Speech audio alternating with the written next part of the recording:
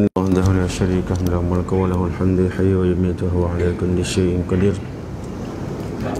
ولا حول ولا قوة إلا بالله العلي العظيم. السلام عليكم ورحمة الله وبركاته. أعوذ بالله السميع العليم من الشيطان الرجيم. بسم الله الرحمن الرحيم. الحمد لله رب العالمين والصلاة والسلام على أشرف الأنبياء والمرسلين سيدنا محمد وعلى آله وصحبه أجمعين. اللهم افتح علينا حكمتك وانشر علينا من خزائن رحمتك يا أرحم الراحمين. ربنا اشرح لنا صدورنا ويسر لنا أمورنا واحلل عقدة من ألسنتنا يفقهوا أقوالنا. اللهم ذكرنا ما نسينا وعلمنا ما جهلنا. سبحانك لا علم لنا إلا ما علمتنا إنك أنت العليم الحكيم. وصلى الله على سيدنا محمد وعلى آله وصحبه وبارك وسلم. والحمد لله رب العالمين. أعوذ بالله من الشيطان الرجيم. والعصر إن الإنسان لفي خسر إلا الذين آمنوا وعملوا الصالحات وتواصوا بالحق وتواصوا بالصبر. صدق الله العظيم. Alhamdulillah, tuan-tuan, puan-puan muslimin muslimat rahimakumullah, kita rafa'kan kesyukuran kehadrat Allah Subhanahu wa taala. Dipanjangkan usia kita dan taat kepadanya, dapat sama-sama kita berada lagi pada malam ini dalam majlis ilmu ini. Tidak lain tidak bukan niat kita, qasad kita semata-mata untuk mencari redha Allah taala, agar kita lebih faham dengan perintah-perintah Allah, dapat kekuatan untuk melakukan ketaatan, dipermudahkan melakukan kebaikan, meninggalkan larangan Allah taala. Jadi insya-Allah malam ni kita cuba isi masa maghrib isyak ini dalam sekejap ini untuk melihat satu daripada pesanan Imam Ghazali rahimahullah ta'ala berkenaan dengan pengurusan masa. Pengurusan masa. Sebab kita antara kegagalan kita ialah gagal menguruskan masa. Gagal menguruskan masa. Masa ni semua orang Allah bagi sama je 24 jam. Awak kerja 10 jawatan ke, tak ada jawatan ke, tetaplah masa awak 24 jam. Awak bujang ke, berkahwin ke, tetap 24 jam. Zaman Nabi 24 jam, zaman kita pun 24 jam. Sama je masa.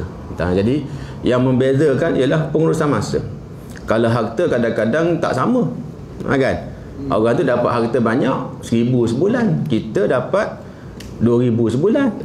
Orang sana 5,000 sebulan. Tak sama banyak harta dapat. Sehat pun tak sama banyak. Ada orang sehat tak pernah pergi hospital, ada orang asyik checkpoint, check hospital je. Jadi kesihatan tak sama dapat. Harta tak sama dapat. Anak pinak pun tak sama. Ada orang dapat banyak anak, ada orang tak dapat anak. Ada orang dapat isteri, ada yang tak dapat. Kan? Jadi tapi yang sama dapatnya ialah masa 24 jam. Masa 24 jam ni semua orang dapat sama je, tak ada kurang, tak ada lebih. Jadi berjaya dah orang yang pandai menggunakan masa ni, sehingga dia dapat buat banyak perkara pada masa 24 jam.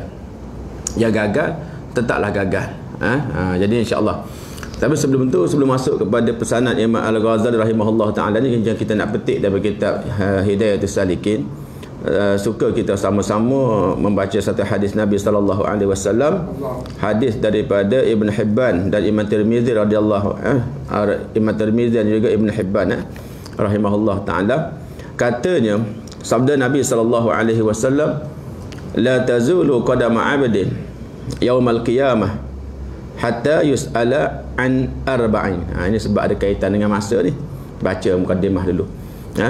Maka kata Nabi SAW, la tazulu, tidak akan bergerak, berganjak dua tapak kaki hamba, abdin, seseorang hamba, yaumal qiyamah, pada hari kiamat, hatta yus'ala an arba', sehingga ditanya tentang 4 perkara. 4 perkara ni dia akan tanya. Jadi kita dah tahu soalan bocor ni. Ini soalan bocor. Kalau budak SPM, dia sanggup bayar. Sanggup bayar dapat soalan bocor. Kan? Yang nak dapat E+ lah. Yang tak kisah je. Jadi kita ni ada macam tu juga. Bila Nabi bagi soalan bocor ni, yang kisah lah. Yang tak kisah. Kan? Jadi kita jenis kisah.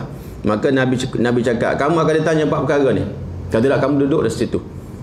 Yang pertama, an umurihi fima afnahu, tentang umurnya. Fima afnahu, pada apa dibinasakan umur dia.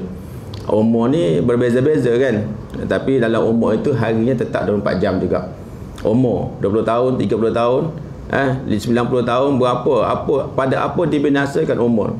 Barang bagi ini akan ditanya, diaudit oleh Allah Ta'ala. Atas muka bumi ni takut juga kalau kena audit nanti SPRM datang. Kan? Atas muka bumi takut kena audit. Ini Allah nak audit ni. Allah cakap awal-awal, nanti di akhirat kamu dapat umur panjang, nanti Allah tanya fi ma afnahu, kamu binasakan untuk apa umur kamu? Binasakan untuk apa?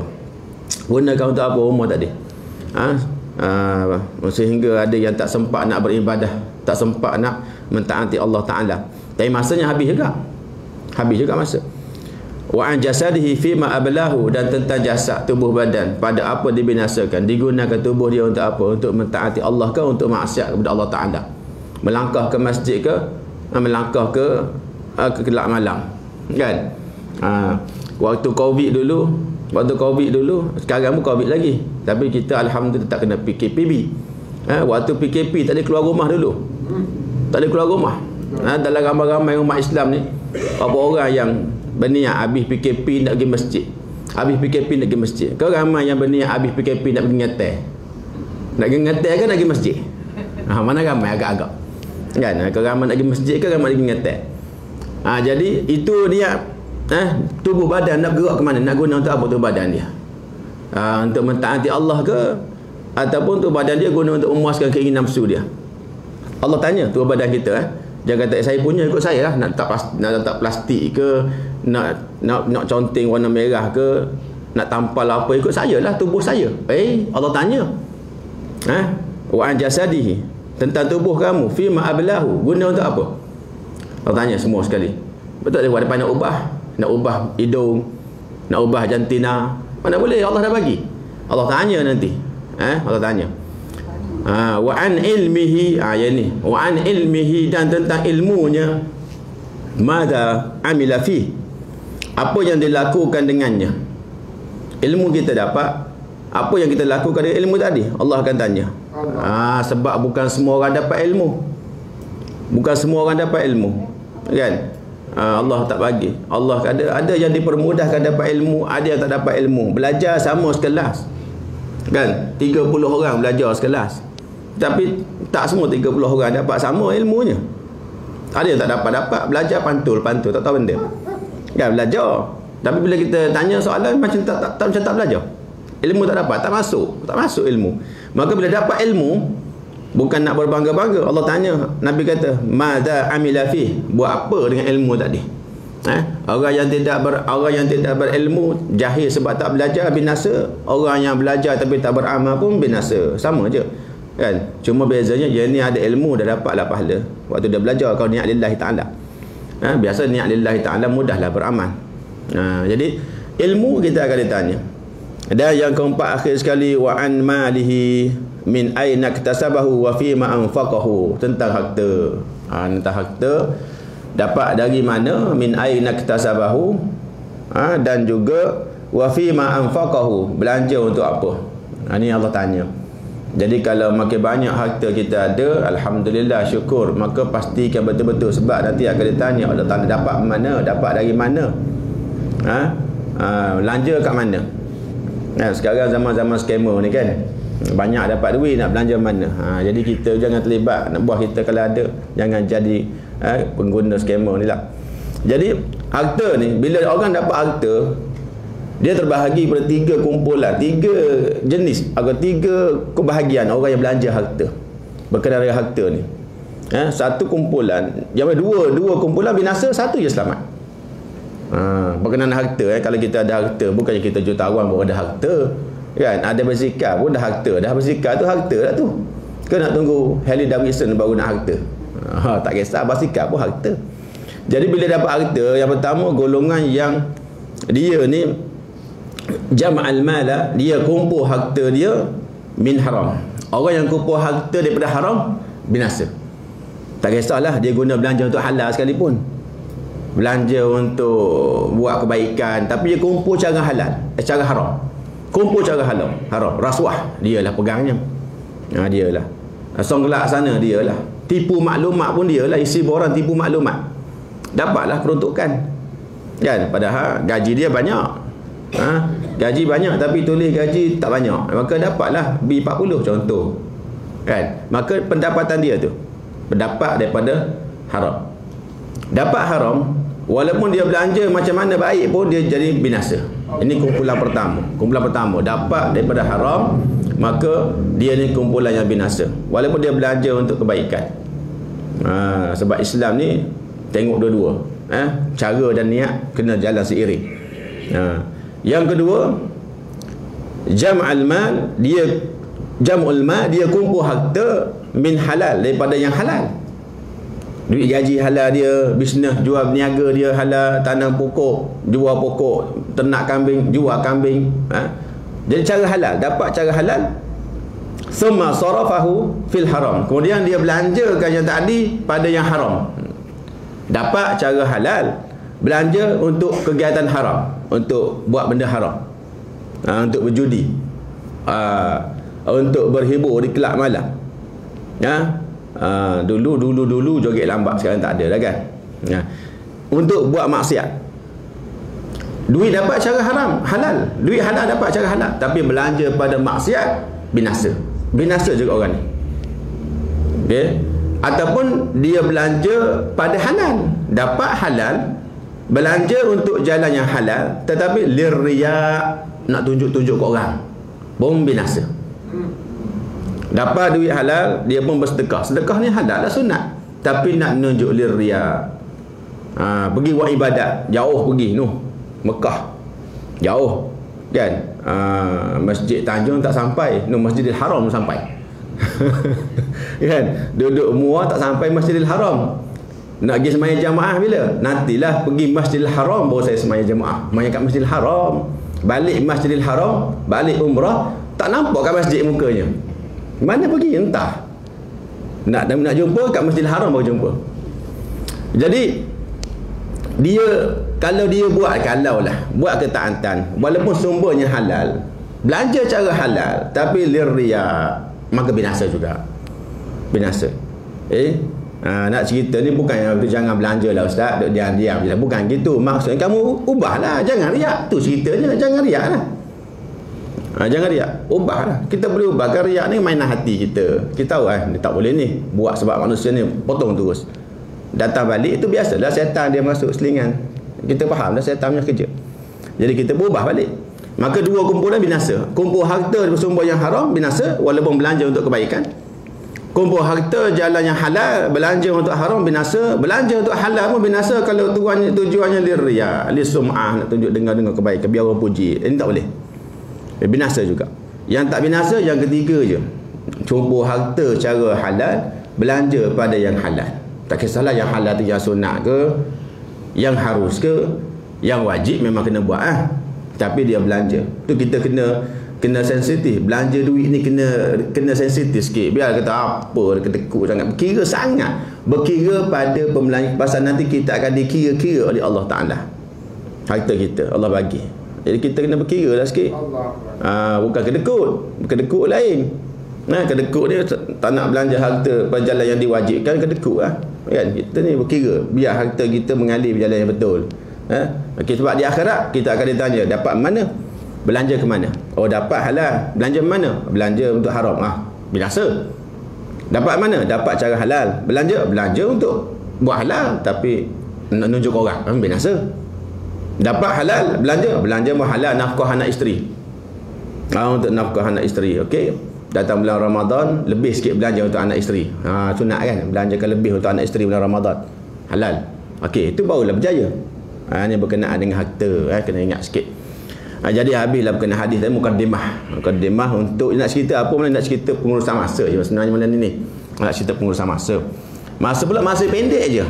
Bukan masa panjang. Kita ada 24 jam. Saya cuma nak ambil masa ringkas antara selepas subuh sampai terbit matahari. Syuruk. Selepas subuh sampai terbit matahari je. Sekarang subuh ke apa? 6.44. Dah tambah 8 minit ke tu? Dah tambah 8 minit. Dulu kan sudah tambah 8 minit dulu. Dah betul dah. 6.44 subuh. 5.44 tu. 5.44 subuh. 6.44 subuh. 5.44 subuh. Jadi imam habis zikir doa, kau berapa agak-agak?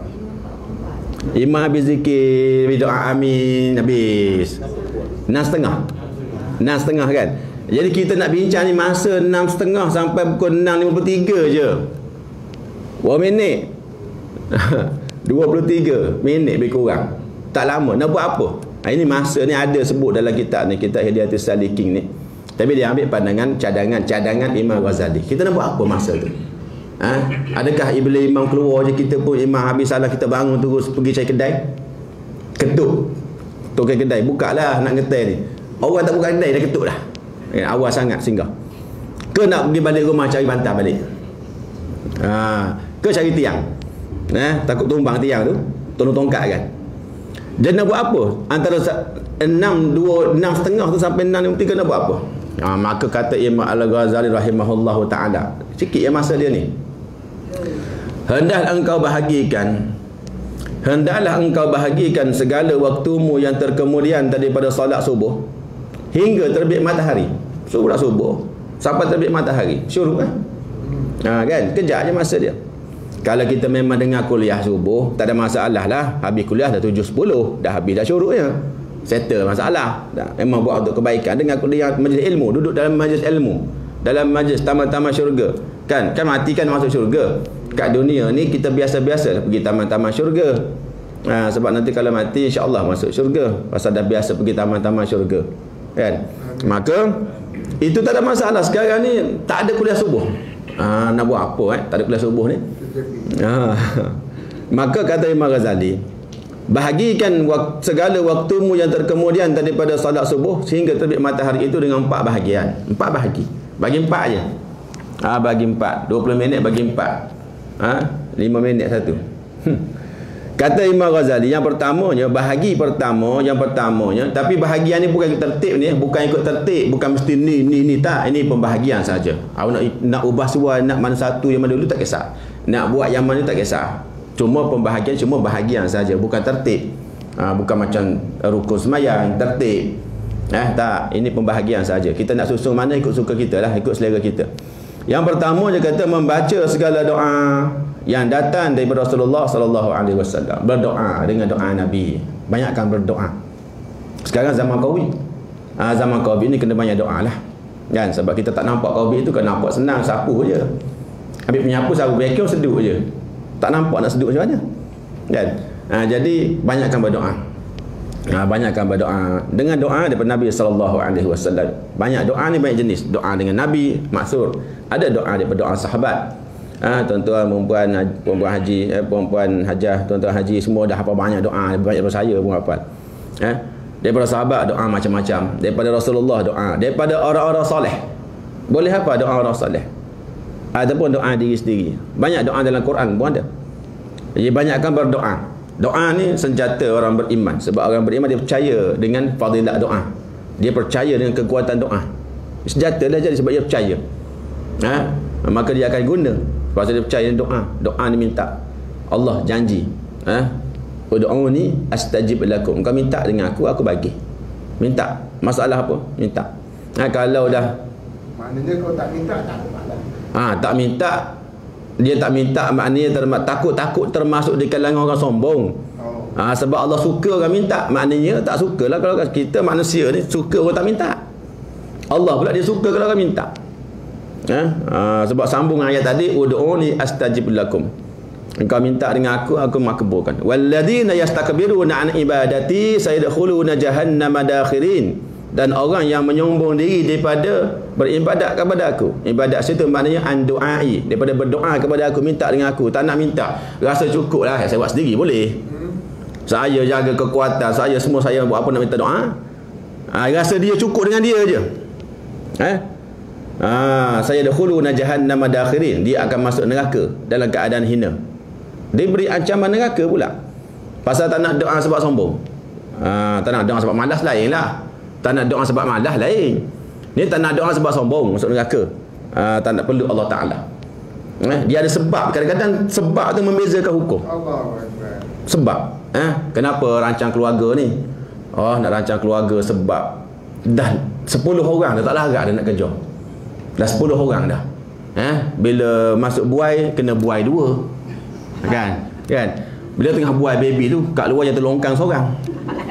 Dia tak sempat nak kerja. Suami kerja. 10 orang. Beza abang dengan kakak sinci ya beza. Maka dia pun nak rancang keluarga. Tujuannya sebab ramai sangat tak sempat nak jaga. Apa hukum? Tak haram. Boleh. Tak haram. Yang jadi haramnya bila? Rancangan keluarga sebab tak boleh nanti miskin, tak cukup bagi makan lah. Miskin saya nanti. Seorang pun belanja berapa dah? Atas 10 orang miskin tak boleh. Yang itu jadi haram. Rancangan keluarga sebab takut miskin ni, sebab yang bagi makan siapa? Kita ke Allah? Allah. Tiba-tiba tak boleh. So Allah akan direct dalam Quran kan, wala taqtulu auladakum khasyata imlaq. Jangan bunuh anak-anak kamu sebab takut miskin. Kadang-kadang perbuatan sama, tujuan berbeza, hukum beza. Hukum beza. Ataupun sebab nanti kalau ikut kata doktornya, nanti kalau mengandung lagi bahaya untuk maknya. Doktor bukan seorang cakap, 4 orang cakap. Doktor pakar, tak pakar, over pakar semua cakap. Kalau mengandung lagi bahaya untuk maknya ni. Dia pun merancang keluarga. Itu tak apa. Doktor cakap 4 orang ramai tu. Cukup saksi dah 4 orang. Kan? Kalau bilangan hadis mutawatir dah 4 orang dah okey dah. 4 orang mutawatir, 4 orang perawi. Ceritanya kadang-kadang tujuan sama hal kita tadi. Sama hal kita. Jadi bila kita berdoa, kalau tak nak berdoa sebab malas, lain cerita. Rugilah tak doa sebab malas. Allah suka orang doa. Bukan susah, bukan keluar modal pun doa ni. Kau keluar modal tengok dompet tinggal hilang RM10 sebab doa, ya Allah, doa tadi hilang RM10. Tak ada. Awak doa aja. Tapi tak nak doa juga. Sebab malas, rugilah. Kalau tak nak doa sebab sombong, memang neraka lah. Sebab sombong tu, sombong. Maka yang pertama, banyakkan doa. Ada masalah suami isteri, doa. Masalah anak-anak, doa. Masa cikgu tak puas hati dengan cikgu, doa, ya Allah, kau lembutkanlah hati cikgu sekian-sekian. Garang sangat. Sampai anak saya takut nak pergi sekolah. Lembutkanlah hati dia cikgu. Ya Allah, doa cikgu. Kan? Kalau anak-anak repot kat rumah dah, cikgu ni garang sangat, doa lah. Biar cikgu lembut hati sikit. Dia pergi serang cikgu pula. Jadi yang pertama doa. Sebab doa lepas mayang ni waktu yang mustajab. Kita sekarang ni kalau bayangkan, kalau ramai-ramai umat Islam kat Malaysia ni tiap lepas mayang doa, angkat covid, agak-agak peluang besar nak makbul tu.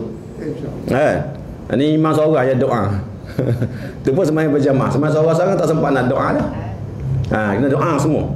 Yang keduanya, bahagian kedua, dah habis masa doa tu, ambil lagi masa untuk yang keduanya, gunakan juga masa untuk bertasbih, berzikir.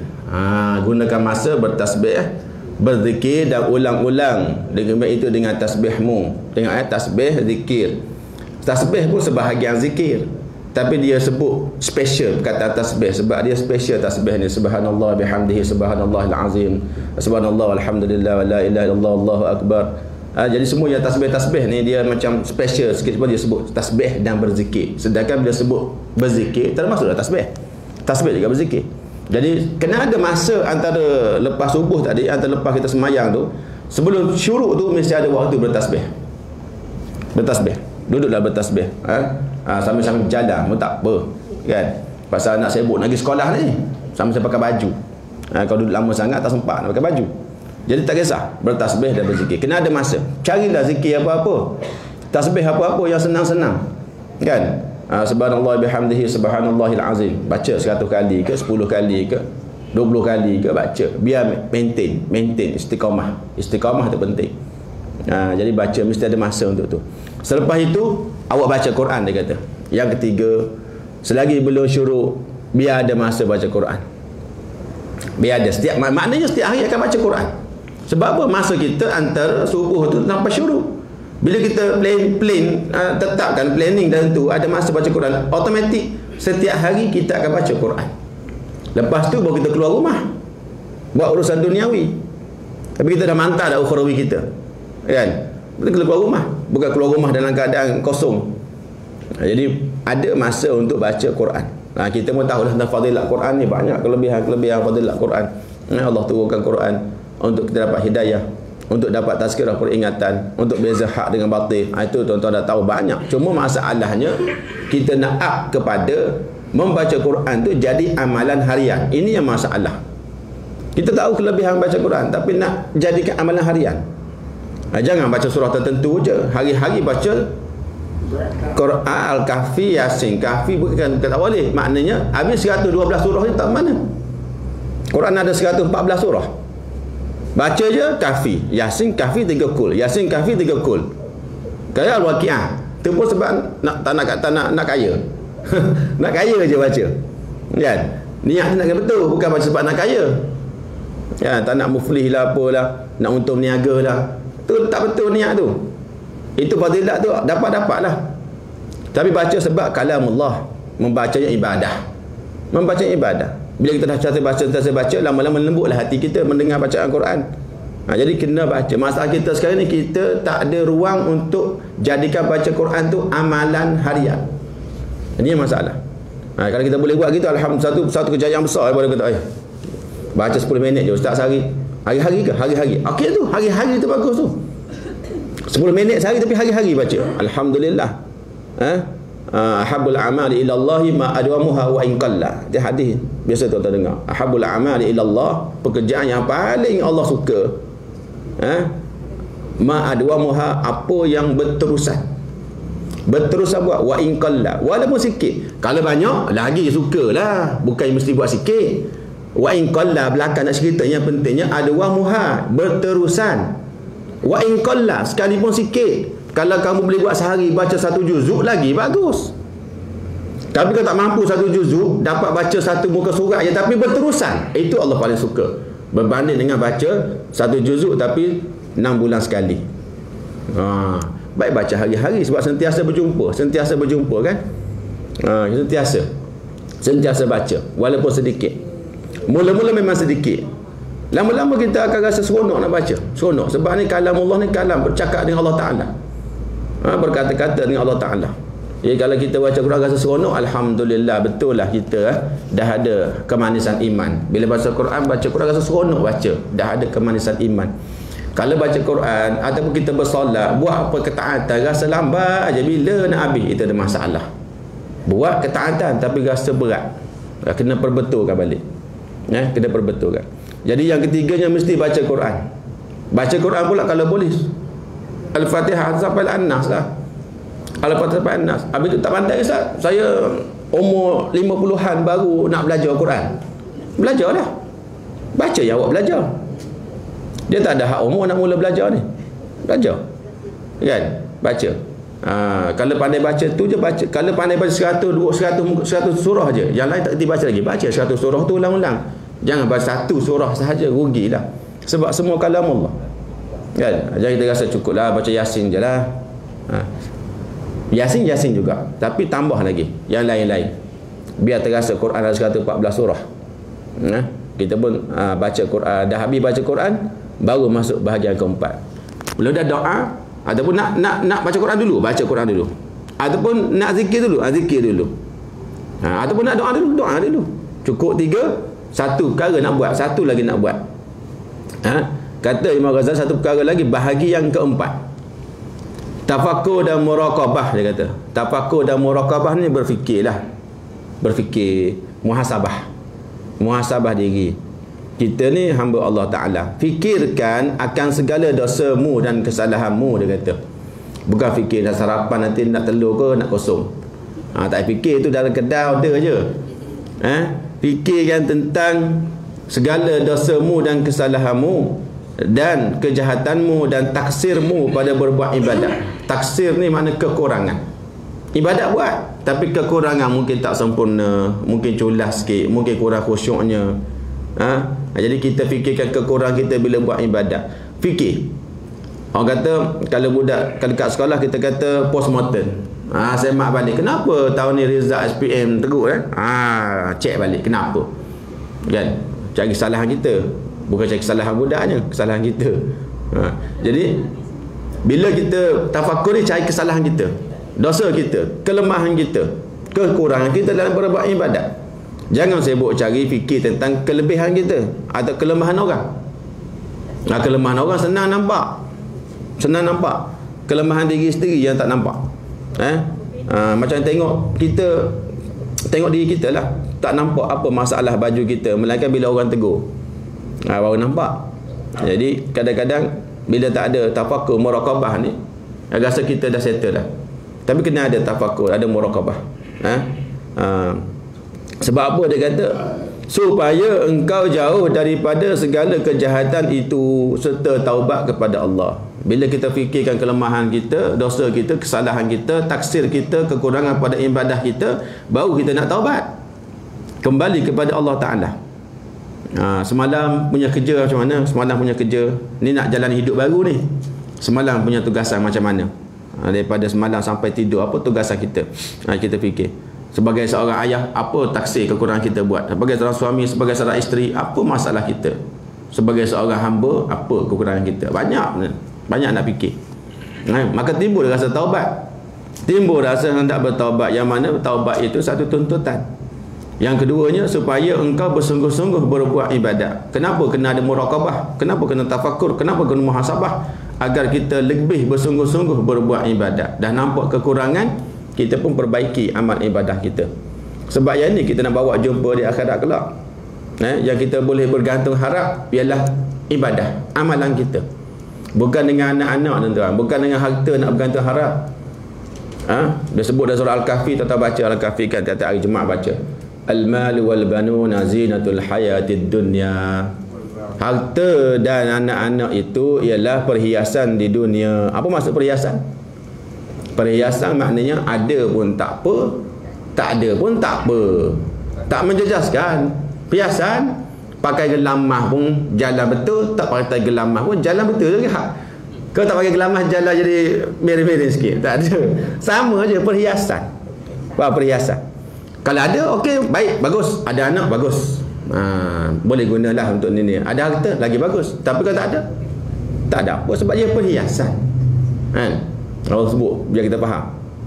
Bukan satu keperluan. Yang mesti ada. Tak ada, tak boleh. Tapi yang pentingnya apa? Wal baqiyatus salihatu khairun 'inda rabbika thawaban wa khairun amala. Amalan-amalan kamu yang kekal. Amalan-amalan soleh kamu yang kekal itulah lebih baik di sisi Tuhan kamu. Sebagai satu ganjaran pahala dan sebaik-baik pengharapan. Sebaik-baik pengharapan. Kita nak berharap di akhirat, nak harap dengan siapa? Nak harap dengan mak kita? Mak pun tak ada dah lagi. Kalau kita suami isteri, kalau kat dunia kita berharap dengan suami, kat akhirat nak berharap dengan suami, boleh? Tak boleh, suami lagi. Nak berharap dengan anak-anak, anak-anak pun lagi. Maka kat akhirat nak berharap dengan siapa? Kita cuma boleh berharap dengan amal ibadah kita saja. Awak buat apa kat dunia dulu? Saya kat dunia sedekah lillahi ta'ala gini. Adalah harapan boleh dia tolong awak. Kayak saya kat dunia dulu ada anak 12 orang, seorang universiti, 10 orang doktor falsafah. Apa kaitan dengan akhirat? Tak ada apa-apa. Adalah 5 buah Mercedes 2 buah, Ferrari sebuah, Lamborghini 3 buah. Tak sampai akhirat. Tak boleh tolong. Jadi bila kamu sampai ke akhirat, yang kamu nak bergantung harap ialah amal ibadah kamu. Mengapa kita tak nak perbaiki benda perkara yang kita nak pakai, yang kita nak guna? Duk sebut perbaiki benda yang nak tinggal. Buat apa? Ini jangan salah faham kata orang kita jangan salah faham pula. Kalau kita ustaz, jangan tak kisahlah, lantaklah anak-anak saya tu. Salah pula. Anak-anak tu amanah Allah bagi. Kalau kita jaga laksanakan amanah, jadi amanah juga, jadi ibadah. Kita guna anak-anak kita untuk mentaati Allah Ta'ala, ibadah jadi. Kan? Lepas tu tak boleh urus anak-anak ikut suka kita je. Kena urus ikut kehendak Allah Ta'ala. Bagi nama, ikut nama yang Allah suruh. Nama yang baik-baik, yang bagus-bagus. Bukan nama ikut suka kita je. Oh, bunyi cantik nama ni, ikut suka saya, anak saya. Anak awak, amanah Allah Ta'ala. Kena bagi nama yang elok-elok. Kan? Isteri saya, ikut saya tak suruh pakai apa pun. Isteri saya, isteri awak amanah Allah. Allah ajar suami, isteri nak pakai apa, awak kena ajar lah. Jadi kena faham, bila awak laksanakan amanah Allah Ta'ala, anak isteri jadi ibadah juga. Yang masalahnya dia tak nak jadikan ibadah. Jadi ingat, yang kekal baik insya Allah Ta'ala ialah yang kita boleh bergantung harapan ialah amal ibadah. Sebab tu kita kat dunia ni, bila kita muraqabah, cek balik ibadah kita, ada kekurangan lah ibadat saya, kurang lagi lah. Solat rawatib tak buat lah selama ni rupanya. Rupanya tak buat selama ni. Kan? Kita pun buat lah. Buatlah sikit-sikit dalam keadaan keterbatasan tenaga dah sekarang ni kan. Kan? Tahajud. Wah, tahajud pun lepas lama dah tak buat. Padahal kita selalu minta doa nak jadi orang soleh. ihdinas siratal mustaqim, tunjukkan kami ya Allah jalan yang lurus. Siapa jalan lurus? Siratal ladzina an'amta alaihim, jalan orang yang engkau bagi nikmat kepada mereka. Siapa yang engkau bagi nikmat? Minan nabiyyin, di kalangan para nabi. Tengok nabi hidup dapat nikmat macam mana? Ada yang mati kena bunuh, tapi itu Allah bagi nikmat. Nikmat hidayah, nikmat berbuat taat. Wasiddiqin, orang yang siddiq, benar agamanya, benar imannya. Wasyuhada, orang mati syahid. Yang bawah sekali, wassalihin, nak jadi orang soleh. Kita nak jadi orang soleh. Maka Nabi pun sebut satu hadis. Satu hadis Nabi sebut, alaikum biqiyamil lail, hendaklah kamu qiyamul lail. Hendaklah kamu qiyamul, menghidupkan malam. Nak baca Quran ke, nak solat tahajud ke, nak berzikir ke, tapi hidup malam, hidupkan malam. Ada time malam buat ibadat. Sebab apa Nabi suruh hidupkan malam? Fa innahu da'bus salihin qablakum. Sebab qiyamul lail ni ialah bekalan amalan tetap orang-orang soleh sebelum kamu. Maknanya orang soleh ni dia ada amalan tetap dia, ada bekalan tetap dia. Apa dia? Qiyamul lail. Bila kita nak jadi orang soleh, kena buat qiyamah. Kena buat qiyam. Jangan nak macam orang biasa juga. Tak boleh, sebab kita nak jadi orang soleh bukan senang-senang, bukan cakap aja. Bukan cakap aja saya nak masuk universiti, cakap aja, belajar tak apa tak, daftar pun tak. Macam mana masuk universiti? Kan kena buat tindakan. Jadi bila jadi orang soleh, kalau ikut Nabi kata kena qiyam. Kita buat qiyam lah. Itu cara nak dapatkan apa yang kita usahakan. Doa kan. Jadi banyakkan ibadah. Sebab ibadah lah bekalan kita. Maka yang keempat, tafakkur. Fikirkan tentang dosa kita, kesalahan kita, kekurangan kita dalam ibadah kita kepada Allah Ta'ala.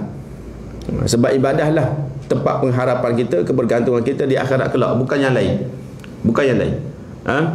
Kemudian dia kata nak fikir apa lagi? Masa fikir nak fikir apa? Masa berfikir nak fikir apa? Fikirkan lagi tentang sesuatu yang mendatangkan bagi yang membawa seksa Allah dan murka Allah. Fikir benda-benda yang menyebabkan Allah murka. Apa benda yang Allah murka? Allah murka bila mana kita melakukan larangan dia. Fikirlah maksiat-maksiat dia semua. Ya Allah murka, yang benda haram. Fikir tentang benda yang Allah murka. Pasal apa? Agar kita terpelihara daripada perkara itu, terpelihara daripada buat. Bila kita tak fikir, kadang-kadang kita lupa. Terlupa, main pantai je. Belasah je. Padahal kita tak fikir. Kalau kita fikir, kita akan lebih berhati-hati. Sebab tu kalau orang cakap tanpa fikir, laju je keluar. Laju je keluar. Tak fikir, keluar je. Lepas tu tak patut saya cakap macam tu. Baru fikir. Baru datang fikir. Cakap keluar dulu. Taklah. Kalau kita fikir dulu, bahasa lambat nak keluar. Percakapan lambat. Sebab kita tahu dah kesan dia. Sama sini. Fikir tentang perkara yang mendatangkan azab Allah Ta'ala. Kita pun jadi berkira nak buat. Ini azab ni, ini dosa ni, ini dosa ni. Maka susah. Jadi ada tegahan Allah Ta'ala. Allah pun mudahkan. Kita tahu ini dosa. Kalau tak pernah fikir dosa pahala, ni Allah larang. Nanti Allah murka ni, ni neraka ni. Kita kena fikir yang tu. Riba contohnya. Ini haram ni, riba. Kan kita pun hati-hati. Kemudian dia kata lagi, bila kita fikir tentang yang kedua, yang pertama fikir tentang kekurangan kita, dosa kita, tentang taksir kekurangan kita dalam ibadah. Yang kedua, fikirkan tentang perkara yang mendatangkan murka Allah, agar kita terpelihara daripada buat perkara tersebut. Itu fikir tentang itu. Yang kedua, yang ketiga, nak tafakkur, nak murakabah tentang apa? Tentang niat kita. Kosadkan, niatkan pada hari tersebut untuk berbuat kebajikan kepada segala muslimin. Kita dah niat, hari ni aku nak buat baik pada semua orang. Sebelum keluar rumah lagi ni, tak keluar rumah lagi ni, kita dah niat nak buat baik pada semua orang. Jangan bangun-bangun tidur tunggu buka Facebook nak share benda tak elok, nak ngata orang sebagainya. Kan? Kita dah niat dah, aku ni hari ni nak buat benda baik kepada seluruh orang Islam. Nabi sebut khairun nas anfa'uhum linnas, sebaik-baik manusia orang paling bermanfaat untuk manusia. Biar dia buat manfaat. Kita dah niat, hari ni saya nak buat baik. Tak ada memfikir nak balas dendam ke, nak ngata orang ke, nak belasah orang, tak ada. Kita fikir nak buat baik. Tak ada fikir nak tipu orang pun. Kalau orang kerja scammer, dia fikir nak tipu siapa hari ni kan? Kerja scammer, kerjaya scammer. Nak tipu siapa hari ni? Dan niat nak buat jahat. Kalau dia kaki rasuah, ini berapa orang nak bagi rasuah kat aku, kita. Berapa baik dapat rasuah. Dah fikir dah rasuah. Pasal hidup ni dah bukan rasuah. Jadi kita kena niatkan hari tu saya nak buat baik untuk semua orang Islam. Tak nak kena orang. Semua nak buat baik, nak tolong orang. Kita pun tahu kita pun perlu pertolongan juga. Kita hidup, kita bukannya Superman.